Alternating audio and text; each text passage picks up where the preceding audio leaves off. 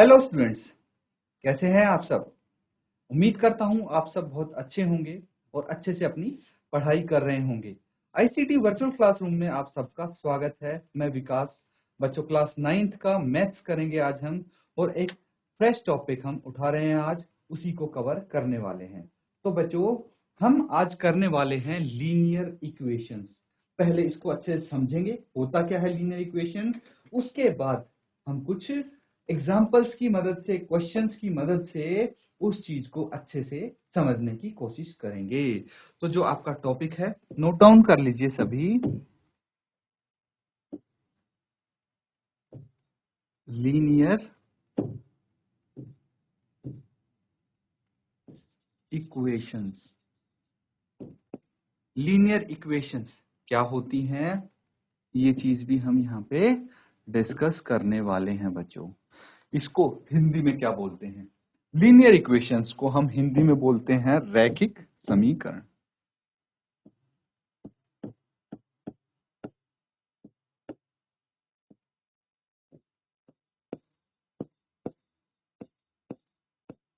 Clear है?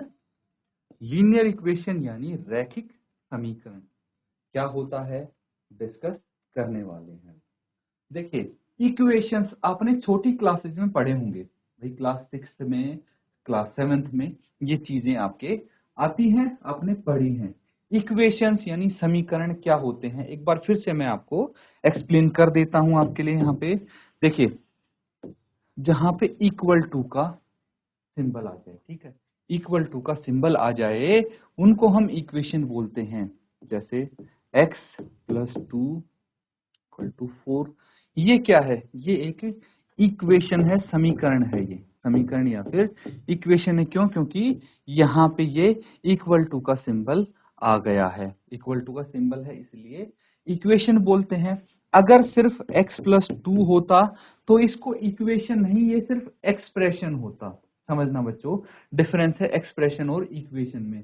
Expression है x + 2, अगर इक्वल टू का सिंबल आ जाए तो वहां पे दो साइड्स भी हो जाती हैं, left hand side, right hand side, और ये समीकरण बन जाता है इक्वेशन। ये है एक्सप्रेशन, ये एक्सप्रेशन है, और ये इक्वेशन है या फिर समीकरण है। ये समझ गए? अब बच्चों, आपको पता है रैखिक समीकरण कर रहे हैं हम, इस चीज के बारे में डिस्कस करेंगे, और इसके अंतर्गत एक टॉपिक आता है, वो देखिए, हम करेंगे लीनियर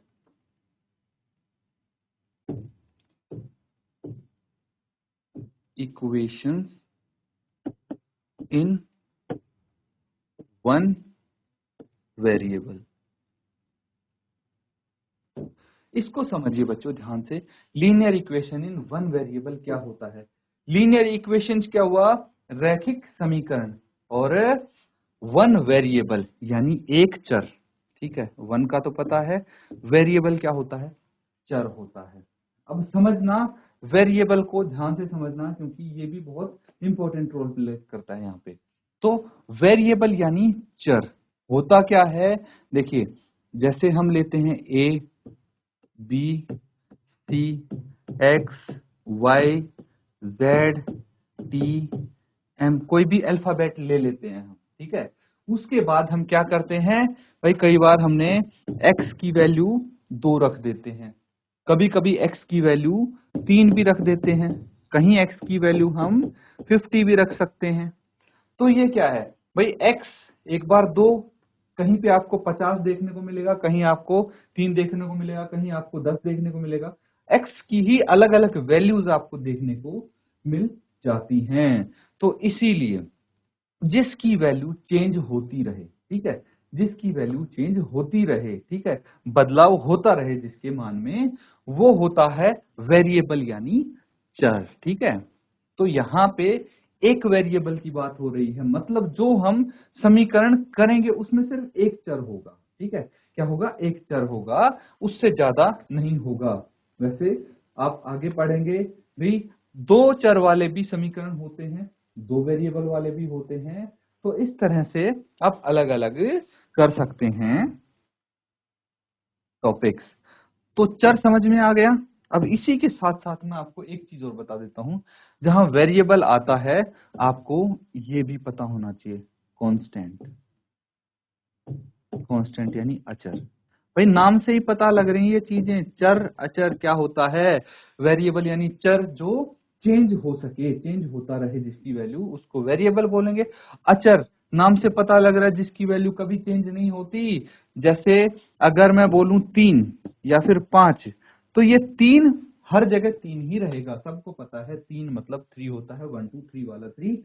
तो ये यहाँ पे भी 3 रहेगा, अगर आप दिल्ली चले जाओगे वहां पे भी 3 रहेगा, कोलकाता में 3 रहेगा, हर जगह ये 3 ही रहेगा, इसकी वैल्यू कभी चेंज नहीं होती। That is why it is called constant. ये मैंने थोड़ा अलग हटके बताया है आपको, तो ध्यान रखिए इसका भी, ठीक है। तो कांस्टेंट और वेरिएबल क्या होते हैं, क्लियर हो गया, सबको समझ में आ गया। अब देखिए इसमें कैसे हम करते हैं, क्वेश्चन कैसे आते हैं, वो चीज यहाँ पे डिस्कस करने वाले हैं हम। तो एक एग्जाम्पल लिखेंगे बच्चों, और उसकी मदद से ही आप इसको सॉल्व करेंगे। तो चलिए मैं एक एग्जाम्पल के थ्रू आपको एक्सप्लेन करने की कोशिश करूंगा यहाँ पे।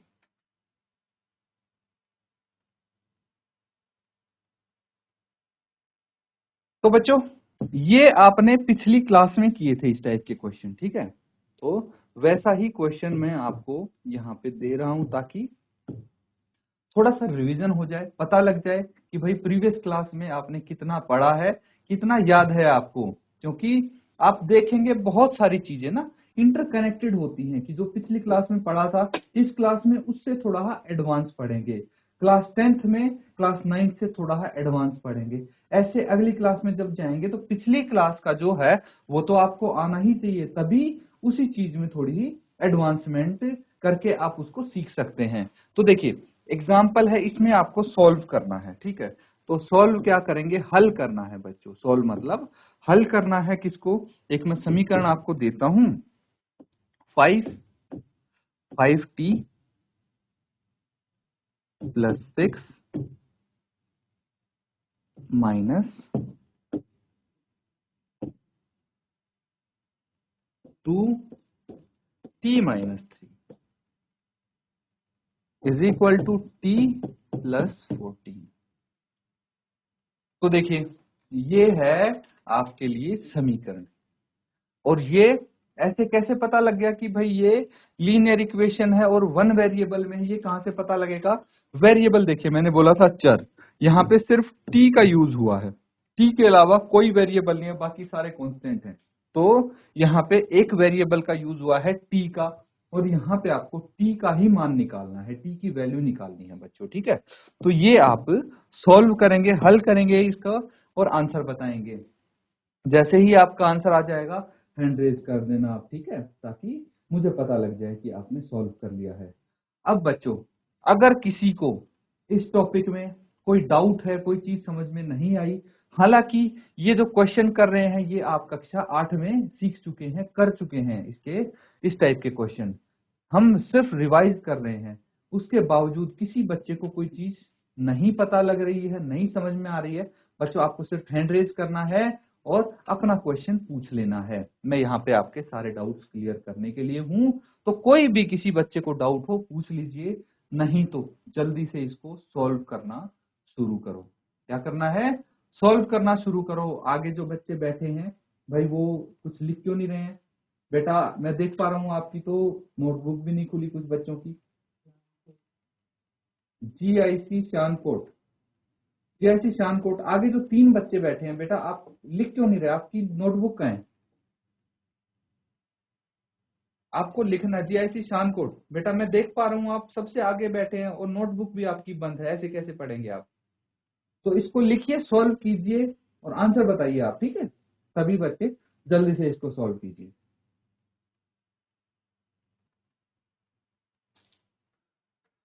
तो बच्चों किस किस ने सॉल्व किया है अपने आंसर आप शेयर कर दीजिए, पता लग जाए ताकि कि कौन से आंसर आपके सही हैं। तो देखिए यहाँ पे अब एक साथ हम इकट्ठा सॉल्व करते हैं इसको, ध्यान से देखेंगे सभी बच्चे।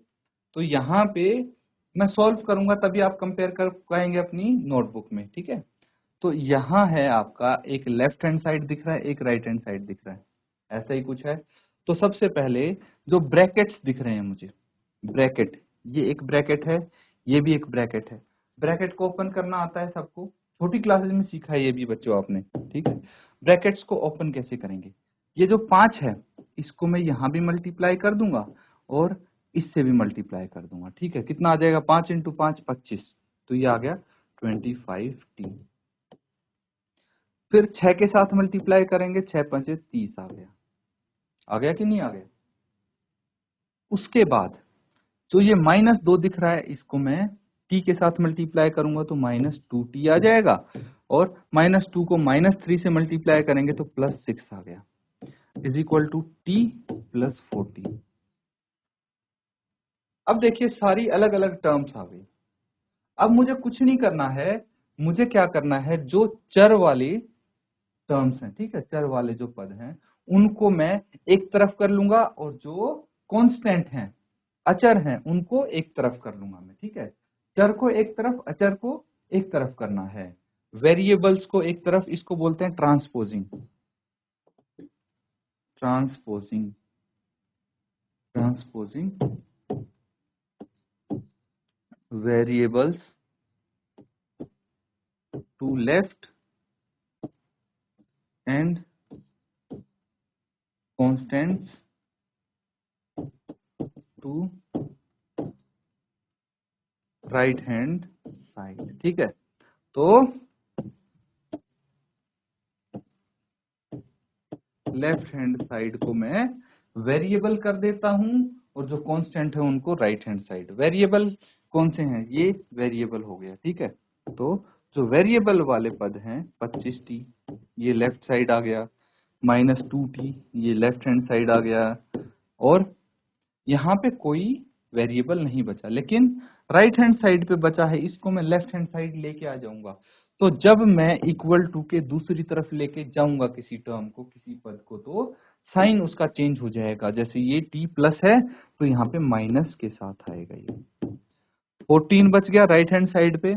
अब जो लेफ्ट हैंड साइड पे कांस्टेंट है, जैसे +30 +6, ये राइट हैंड साइड चले जाएंगे, कांस्टेंट राइट हैंड साइड लेके जाएंगे हम, तो सिंबल चेंज हो जाएगा, +30 हो जाएगा -30 एंड +6 हो जाएगा -6। अब क्या करना है, इसको आप ऐड कर दीजिए, जो वेरिएबल वाले टर्म है इनको सॉल्व कीजिए और t की वैल्यू इजीली निकाल सकते हैं। यहां तक मैंने हिंट दे दी है, बता दी है कैसे सॉल्व करना है, अब कोशिश कीजिए।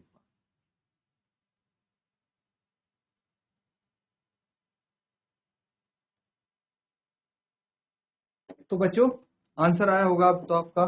करना क्या है, देखिए जो माइनस वाले टर्म्स है ना, इनको एक साथ ऐड कर देंगे हम, माइनस माइनस प्लस होता है ना, तो 25t -3t is equal to 14, -30 और -6 -36 हो जाएगा।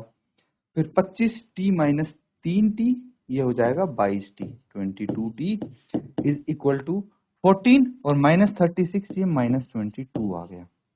अब आप क्या कर सकते हैं, या तो dividing left hand side and right hand side both by 22, कितना आ जाएगा, t इज इक्वल टू -1, या फिर 22 जो लेफ्ट हैंड साइड है उसको राइट हैंड साइड लेके जाएंगे तो क्या हो जाएगा, ये -22/22, ये डिवाइड में चला जाएगा क्योंकि यहाँ t के साथ मल्टीप्लाई हो रहा है ना, तो ये भी कितना आएगा, -1 आ जाएगा।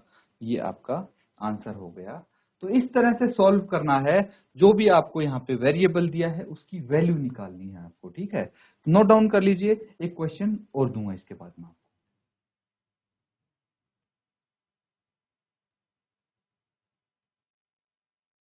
ठीक है बच्चों, अगला क्वेश्चन कीजिए,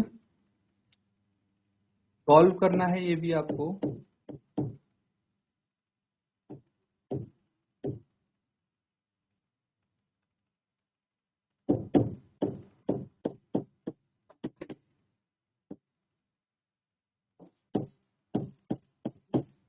ये थोड़ा सा डिफरेंट हो गया पर बहुत इजी है और बहुत छोटा है क्वेश्चन। नोट डाउन कीजिए और इसको सॉल्व कीजिए।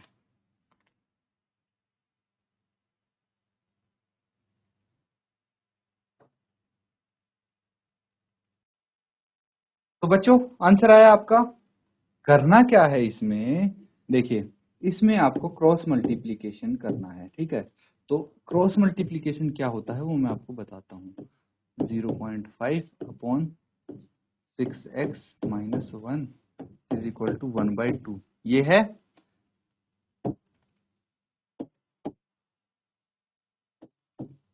Bye cross multiplication, by cross multiplication we get, हमें क्या मिलेगा। क्रॉस मल्टीप्लीकेशन मतलब होता है इसको मैं इसके साथ मल्टीप्लाई कर दूंगा, तो यहाँ डिनोमिनेटर में है इक्वल टू के दूसरी तरफ जाके राइट हैंड साइड के न्यूमरेटर से मल्टीप्लाई हो जाएगा, और यहाँ जो डिनोमिनेटर है वो इसके न्यूमरेटर से मल्टीप्लाई हो जाएगा। तो क्या आ जाएगा, 2 into X plus 0.5 is equal to 1 into 6x minus 1, बस ये आ गया। तो अब जो प्रीवियस क्वेश्चन था वैसा ही बन गया, ब्रैकेट ओपन करेंगे, कितना आ जाएगा 2 इंटू एक्स 2x प्लस 0.5 को 2 से मल्टीप्लाई करेंगे तो 1 आ जाएगा, ठीक है। 0.5 को 2 से मल्टीप्लाई कीजिए 1 आ जाएगा is equal to 6x minus 1। Transposing variables to left hand side, constant to right hand side, यही करना है। तो ये कितना आ जाएगा 2x minus 6x is equal to minus 1 and minus 1 यहाँ आ गया।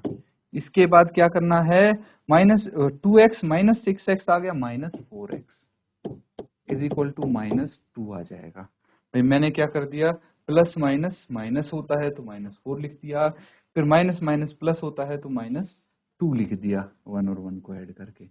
फिर क्या करना है, x is equal to minus 2 और माइनस 4 को मैं लेफ्ट हैंड साइड लेके चला जाऊंगा, ये आ जाएगा कैंसिल आउट, 2 1 जा 2, 2 2 जा 4, x कितना आ गया 1/2। जो वेरिएबल है उसकी ही तो वैल्यू निकालनी थी, उसकी वैल्यू आ गई। नोट डाउन कर लीजिए, इस तरह से इस क्वेश्चन को हम अटेम्प्ट करेंगे।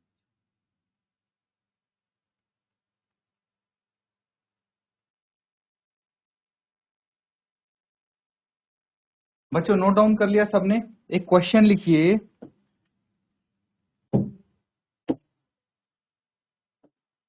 सॉल्व करना है आपको।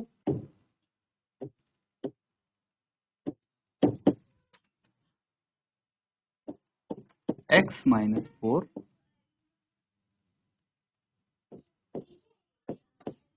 3x plus 2 minus 3x square plus 4 upon x minus 3 is equal to 2। ये है समीकरण, इक्वेशन। इसको हल करना है तो जल्दी से नोट डाउन कीजिए और सॉल्व कीजिए इसको।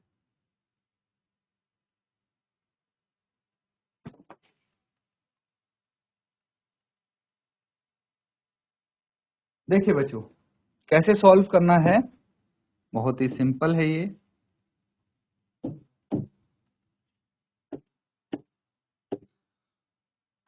तो सबसे पहले हमारे पास क्या है, x minus 4 3x plus 2 minus 3x square plus 4 upon x minus 3 is equal to 2।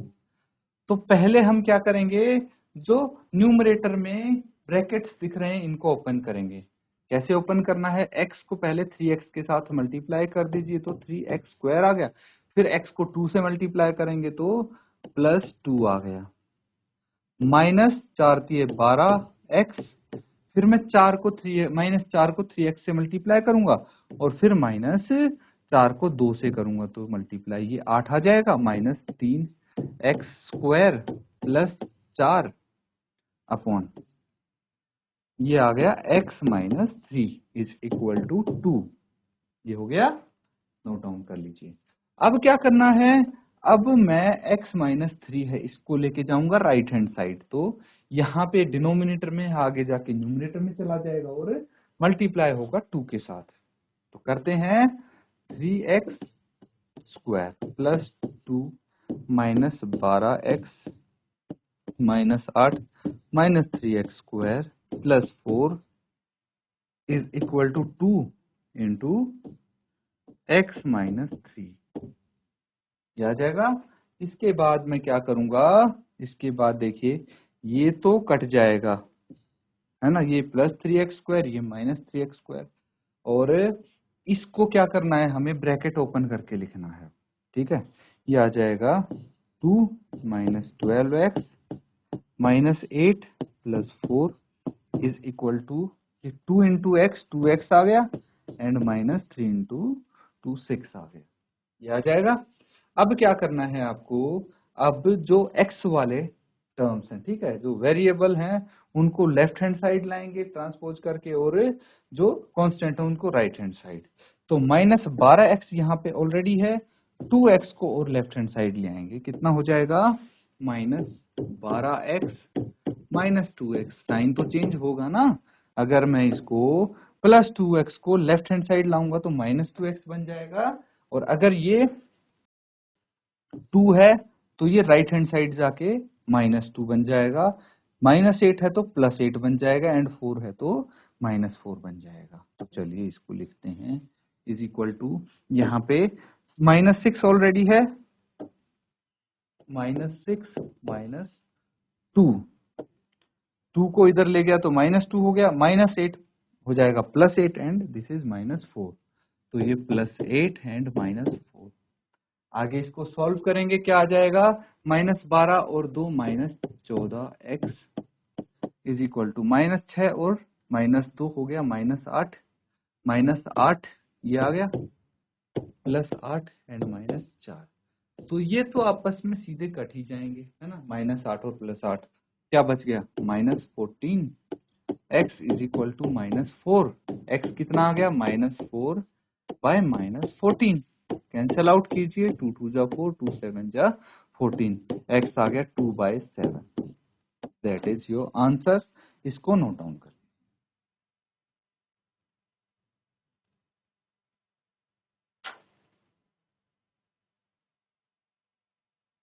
तो ठीक है बच्चों, इस तरह से आप क्वेश्चन सॉल्व कर सकते हैं, और जो वेरिएबल्स हैं, ठीक है, वेरिएबल्स हैं उनकी वैल्यू निकाल सकते हैं। ये हुए आपके लीनियर इक्वेशन वन वेरिएबल। तो इस तरह से अलग अलग टाइप के क्वेश्चंस आएंगे जो आपको सॉल्व करने हैं। इसी के साथ स्टूडेंट्स आज का सेशन यहाँ पे एंड करते हैं। Thank you and have a nice day.